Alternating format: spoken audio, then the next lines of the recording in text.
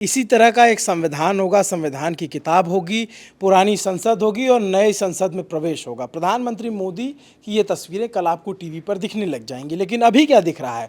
अभी टीवी पर चीरती हुई, भड़बड़ाती हुई ब्रेकिंग आ रही है। कैबिनेट में ये फैसला हुआ, वो फैसला हुआ। कोई कह रहा है कि सूत्रों के मुताबिक से महिला आरक्षण बिल पास हो सकता है, कोई कुछ कह रहा है, सब कयास लगाए जा रहे हैं, दावा है। लेकिन एक बात तय है कि संसद में कुछ बड़ा तो होने वाला है। इसलिए ऐसा कह रहे हैं क्योंकि देखिए, आमतौर पे कैबिनेट की जो मीटिंग होती है वो बुधवार को होती है और उसके बाद उसकी एक प्रेस ब्रीफिंग की जाती है, जो अमूमन अगर किसी मंत्रालय से जुड़ा नहीं है या सभी मंत्रालयों से है तो मुख्य प्रवक्ता जो सरकार के अनुराग ठाकुर हैं वो आते हैं प्रेस कॉन्फ्रेंस करने। कई बार होता है मंत्री भी करते हैं, लेकिन इस बार लंबी कैबिनेट मीटिंग के बावजूद कोई भी प्रेस वार्ता नहीं की गई, प्रेस को नहीं बताया गया कि क्या हो रहा है। तो ऐसे में पत्रकारों से ज़्यादा मेहनत इस समय सूत्रों के ऊपर पड़ रही है, क्योंकि उनको सब कुछ खोज के बताना पड़ रहा है और उन्हीं के हवाले से चीज़ें चल रही हैं। ये कैबिनेट बैठक की तस्वीरें हैं जो काफ़ी लंबी चली कैबिनेट मीटिंग। और कैबिनेट मीटिंग हुई कहाँ? संसद के पास ही एनेक्सी बिल्डिंग है, उसमें कैबिनेट मीटिंग हुई, काफ़ी देर तक चर्चा हुई, सब कुछ सूत्रों के हवाले से, सब कुछ कयासों में रहा। प्रधानमंत्री अपने इसी ड्रेस में, आपने देखा होगा, सुबह संसद में उन्होंने, पुरानी संसद में आखिरी भाषण भी दिया। उसके बाद अपने तमाम मंत्रीगणों के साथ मीटिंग की। अब जो सूत्रों के हवाले से सबसे ज़्यादा जो दावा की जा रही जिस खबर के लिए, वो ये कहा जा रहा है कि महिला आरक्षण का बिल पास हो सकता है। 33% महिलाओं को आरक्षण दिया जाएगा, चुनाव में भी, पढ़ाई में भी और चुनाव में भी, दोनों जगहों पे आरक्षण दिया जाएगा। ये सिर्फ सूत्रों के हवाले से कहा जा रहा है। लेकिन बाकी पूरा क्या क्या अपडेट रहा, हमारे साथी निखिल हैं। निखिल काफ़ी देर से नज़र बनाए हुए, तो हमने कहा कि निखिल के ज़रिए आपका भी ज्ञानवर्धन किया जाए, अपना भी कर लूँ। क्या अपडेट है निखिल? अभिनव, ये सुबह तक का तो अपडेट यही था कि जब बुलेटिन आया था पार्लियामेंट का, तो उसमें ये कहा गया कि एक दिन चर्चा होगी जो 75 साल के हासिल हैं जो सबक हैं। जिस हिसाब से प्राइम मिनिस्टर ने आज अपना भाषण दिया, तो उन्होंने बिल्कुल प्रधानमंत्री नेहरू के टाइम से और वो ट्रिस्ट विद डेस्टिनी वाले भाषण से उन्होंने अपनी बात शुरू की और फिर उन्होंने अपनी बात कही। मल्लिकार्जुन खड़गे ने भी इसी जो पार्लियामेंट को लेके उन्हें जो यादें साझा करनी थी, जो कुछ सवाल भी सरकार पे उठाने थे, वो हुआ। लेकिन अब पब्लिक ये सोच रही थी कि एक दिन चलिए इसमें आपका जाएगा, बाकी 4 दिन क्या होगा। सरकार ने पार्लियामेंट की तरफ से जो बुलेटिन आया था उसमें 4 बिलों का नाम था। आज सुबह ये अचानक होने लगा कि बात ये चलने लगी कि 8 हो सकते हैं बिल, और उसमें फिर सारे यूजुअल सस्पेक्ट्स को उसमें जोड़ा गया। तो उसमें से एक महिला आरक्षण का भी था। और जब ये खबर आई कि 6 साढ़े 6 के आसपास केंद्रीय कैबिनेट की बैठक होगी और तो उसके एजेंडे को लेकर के कोई बहुत क्लैरिटी नहीं थी। ये जो तस्वीरें हमारे दर्शकों ने देखी, ये तो तुरंत आ गई थी जैसे ही कैबिनेट की मीटिंग कन्वीन हुई। तो जो एक कुछ तस्वीरें आती हैं जिसमें प्राइम मिनिस्टर होते हैं और बिना ऑडियो वाली तस्वीरें जो होती हैं वो आई, लेकिन उसमें अब एजेंडा मीटिंग का क्या था वो आया नहीं। और जैसे जैसे ये मीटिंग प्रोग्रेस होती गई, हमारी बड़ी इच्छा थी कि हम ललन टॉप शो में भी अपने दर्शकों को बताते, लेकिन जब तक वो शो का एक्सपोर्ट निकला तब तक भी ये जानकारी नहीं आई थी कि मीटिंग का एग्जैक्ट एजेंडा क्या था। और अभी कुछ देर पहले, बिल्कुल कुछ मिनटों पहले की बात है अभिनव, जब हम ये वीडियो रिकॉर्ड कर रहे हैं, तकरीबन रात के 10:15 बज रहे हैं। 10:15 हो रहे हैं। हाँ, तो 10:15 हम कह रहे हैं, तो आप मतलब 9:45 मानिए उस चीज़ को। तब ये खबर आई कि ये बात अप्रूव हो, कैबिनेट के संकल्प ही पहले लिए जाते हैं, उसके बाद फिर पार्लियामेंट के अंदर कोई चीज़, मतलब बिल का खाका तो तैयार होता है, लेकिन पहले कैबिनेट संकल्प लेता है कि यहाँ कागज़ें रखेंगे।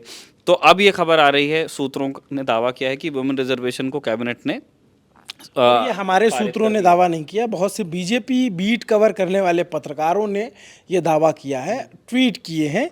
हाँ, और रिएक्शन भी आ रहे हैं अभिनव। आप अगर देखेंगे तो जयराम रमेश की टिप्पणी तो आ ही गई है। उन्होंने लिखा है कि ये तो बड़ी लंबी डिमांड कांग्रेस की भी थी कि महिलाओं को आरक्षण दिया जाए, और ये स्वागत योग्य कदम होगा अगर ये वास्तव में सरकार ने इसी आशय का संकल्प लिया है। पर ये पूछ रहे हैं कि अगर यही करना था तो फिर जो आपकी ऑल पार्टी मीटिंग होती है, जैसी परंपरा ही है, बैठने के पहले सारी पार्टियां एक बार बैठ करके उस पर एजेंडा की बात, उनका था कि वहाँ अगर आप बताते तो हम उसमें भी कुछ कहते।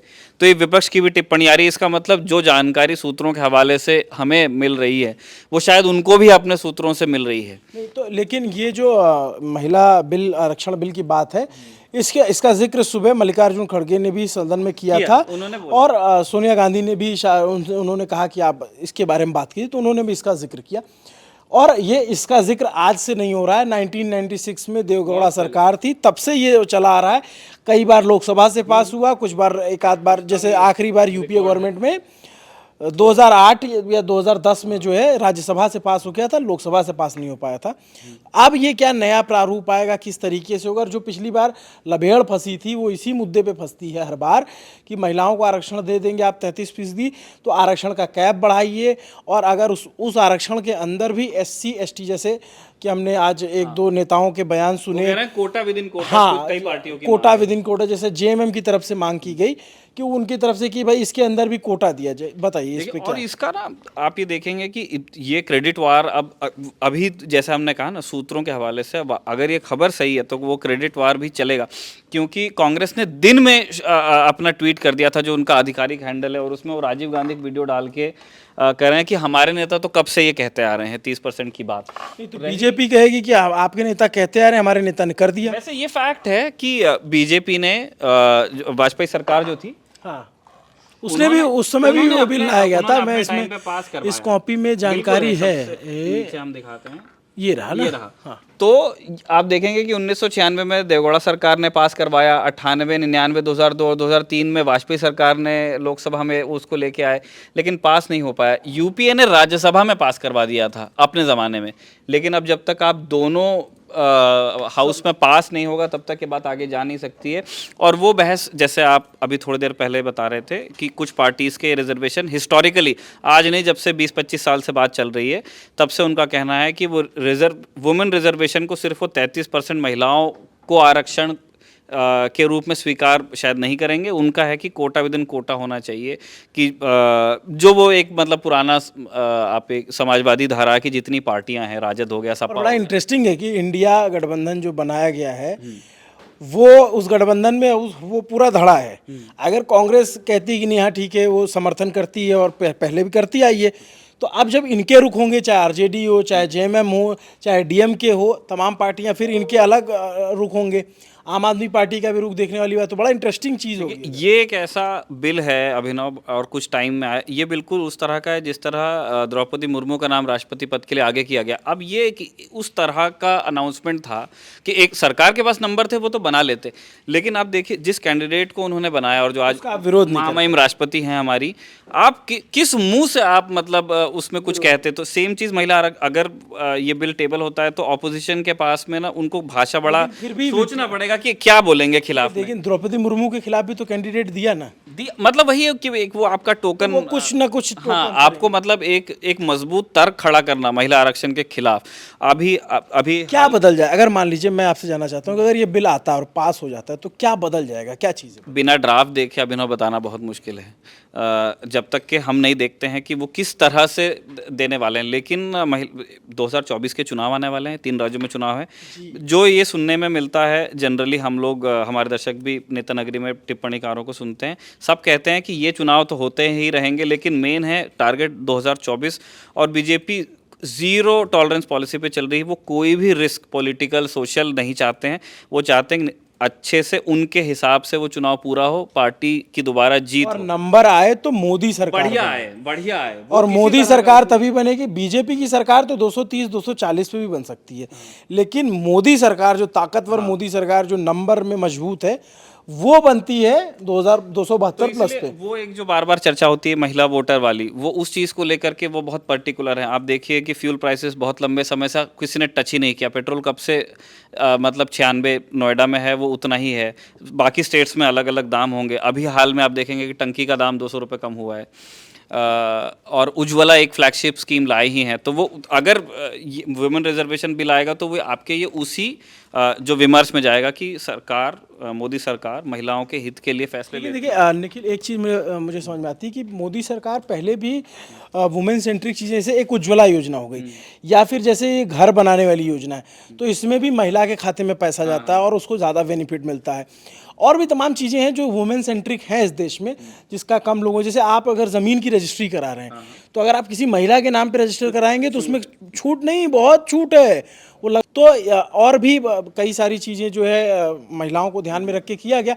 और पिछली बार सबसे बड़ी चीज़, की फैक्टर जो है वो महिला वोटर जो है वो 2014 के चुनाव के बाद से उसकी भागीदारी बढ़ी है वोटों में। और चाहे इसीलिए आप देखेंगे कि जब जब कोई चुनाव, चाहे राज्यों का चुनाव हो, अभी शिवराज सिंह चौहान महिलाओं के लिए स्कीम लेकर आ रहे हैं, अशोक गहलोत स्कीम लेकर आ रहे हैं महिलाओं के लिए। यहाँ पर जो छत्तीसगढ़ की सरकार है वो अपना उनकी भी स्कीम कहीं ना कहीं से घुमा फिरा के महिला पर सेंट्रिक आती। क्योंकि पुरुष वोटर तो एक है बड़ा तबका, लेकिन अब पहले वो ज़माना था, अभी भी हो सकता है बहुत बड़ा ये हो कि पति के कहने पर या माँ बाप के कहने पे वोट डाल दे रहे, लेकिन अब महिलाएं जैसे जैसे जागरूकता के दायरा बढ़ रहा है, गांव देहात में भी वो अपने फैसले खुद से ले रही हैं। बिल्कुल। और 2014 में और 2019 में दोनों बार बीजेपी ने जो अपना घोषणा पत्र बनाया था, उन दोनों में उन्होंने मेंशन किया था कि अगर वो पावर में आते हैं तो वो महिला आरक्षण पर फैसला लेंगे। तो अगर ये डिसीजन लिया जाता है तो बीजेपी के पास कहने के लिए बहुत सारी चीज़ें होंगी कि हमारे तो भैया घोषणा पत्र में था, या वो जो उनका एक वो टेक चली आ रही है कि मोदी है तो मुमकिन है, और फिर उसमें आप कश्मीर ले लीजिए, आप मंदिर वाला इशू ले लीजिए, तो वो उसमें एक चीज़ ऐड होगी। लेकिन जैसे हमने कहा अभी वो सोर्स बेस्ड खबर है, और हमें ये देखना पड़ेगा कि उस बिल के ड्राफ्ट में क्या है, और तब फिर आगे भी बात हो पाएगी। ये तो अच्छा, फिर मैं एक बार कह देता हूँ डिस्क्लेमर के तौर पे कि ये कयास है, ये सूत्रों के हवाले से भी कहा जाता है। और मोदी सरकार में हम कोई भी बात तब तक पुख्ता तौर पे नहीं कहते जब तक आधिकारिक रूप से ऐलान ना हो जाए। कई बार सूत्र दगे भी हैं, सूत्रों ने कहा कि ये होगा और फिर सूत्रों को कुछ पता भी नहीं होता था, और सूत्रों के हवाले से जो खबर चला देते थे उनकी भी फजीयत होती थी। तो इसलिए हम कह रहे हैं कि ये अभी कयास है कि इस पर बात हो। लेकिन एक चीज़ का आप ध्यान रखिए कि प्राइम मिनिस्टर ने जब आज अपना भाषण दिया तो उन्होंने कहा कि सत्र छोटा हो सकता है पर ऐतिहासिक निर्णय वाला सत्र होने वाला है। तो कोई एक बिग टिकट आप एक्सपेक्ट कर सकते हैं। इसीलिए हम कह रहे हैं कि नई संसद में कुछ नया और कुछ बड़ा होने वाला है। और एक दिलचस्प चीज़ जो पता लगी, वैसे कल होगा क्या क्या आपको पता चला सुबह? वो प्रोग्राम जैसे मैं एज ऑफ नाउ अभी श्योर नहीं हूँ, लेकिन सुनने को यही मिल रहा है कि एक प्रोग्राम होगा सुबह, प्राइम मिनिस्टर संसद की माफ़ कीजिए संविधान की प्रति लेंगे और शायद चलते हुए जाएंगे, और वो एक प्रोसेशन की तरह होगा। तो 9 बजे से शुरू हो जाएगा। हाँ, और 1 बजे संसद में बातचीत। हाँ, और प्राइम मिनिस्टर जाएंगे तो आप ये मान के चलिए कि बीजेपी के 303 और या जो अभी प्रेजेंट संख्या होगी और जो उनके घटक दल हैं वो तो जाएंगे ही। कल की तस्वीर बहुत दिलचस्प होगी।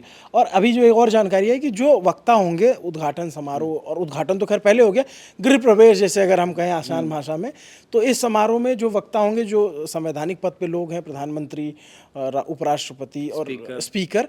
इसके अलावा मेनका गांधी जो लोकसभा में सबसे ज़्यादा बार सांसद रह चुकी, मेरी जानकारी में वो लगातार 7 बार की सांसद हैं और टोटल 8 बार की सांसद है। पहला चुनाव उन्होंने 1984 में अमेठी से लड़ा था राजीव गांधी के खिलाफ, और 2.5 लाख के वोटों के अंतर से उनकी हार हुई थी। लेकिन अगला चुनाव वो जीतती हैं 89 में, फिर वो एक बार 91 में हार जाती हैं, उसके बाद वो कभी चुनाव नहीं हारी हैं।